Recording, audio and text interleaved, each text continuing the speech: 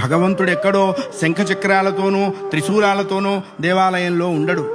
9 నెలలు తను చచ్చి నీకు బ్రతికి జన్మనిస్తుంది తల్లి. దేవాలయానికి వెళ్ళినప్పుడు దేవుడు కనపట్టలేదు నాన్న అని మనం ఏడిస్తే ఆ తండ్రి వాడి భుజాల మీద మనల్ని కూర్చోబెట్టి దేవుణ్ణి చూపిస్తాడు. అప్పుడు మనకి తెలుస్తావు మనం కూర్చున్నదే భగవంతుడి భుజాల మీద అని. తల్లిదండ్రులకి గుళ్ళు కట్టించక్కర్లేదు, కట్టించిన గుళ్ళ ముందు వాళ్ళని కూర్చోబెట్టకుండా ఉంటే చాలు. అది నేర్చుకోవాలి. మనం బ్రతికుండగా వాళ్ళ అనాథాశ్రమాల్లో ఉండటం ఏంటండి? ఇంకంతకంటే పాపం ఏదైనా ఉందా? కాశీలో యజ్ఞం చేస్తే వస్తుందా? రామేశ్వరంలో అన్నదానం చేస్తే వస్తుందా? జన్మనిచ్చిన తల్లిదండ్రుల ప్రధానము. వాళ్ళని నువ్వే సేవించాలి. భగవంతుని సేవించకపోయినా నష్టం లేదు, బోల్డు మంది ఉన్నారు. జన్మనిచ్చిన తల్లిదండ్రుల్ని సేవించాలి, అది కర్తవ్యము.